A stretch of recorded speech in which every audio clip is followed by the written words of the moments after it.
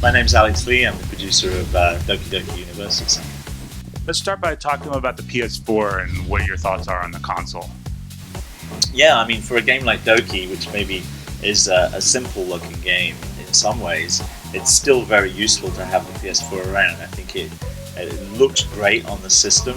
It looks really sort of nice and clean and sharp. We've been able to do lots of great stuff like make sure the experience is very sort of smooth and fast loading and that kind of stuff. So it's been a great console to work with. Talk a little about this game, what's going on in this universe. Okay, you're this little robot, QT3, and you go on a trip to discover what humanity's like.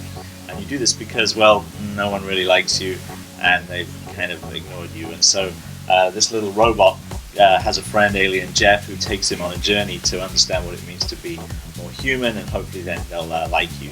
You get to meet a whole bunch of characters, well over 100 different characters, and get involved in their day-to-day lives, and basically become a better person as a robot.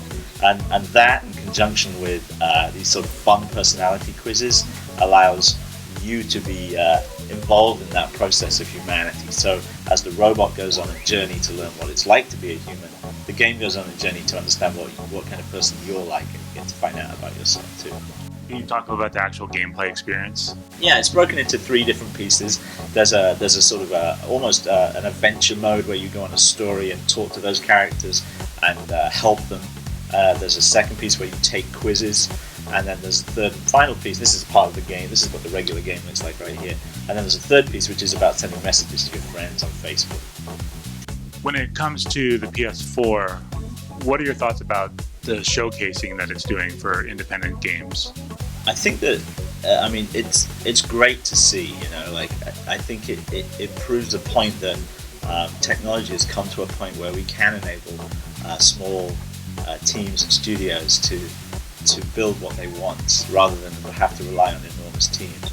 And the PS4 and the tools that it provides to those users is such a useful and powerful thing that it really enables them. And that, with conjunction with the changes that we've been trying to make at Sony in terms of offering support to those guys and getting involved with them, has resulted in some great stuff on the platform. It's great to see.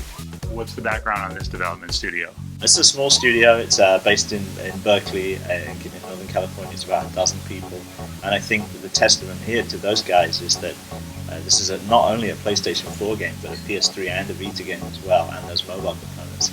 And such a small team were able to develop such an enormous amount of content on so many platforms speaks well of the sort of environment that they're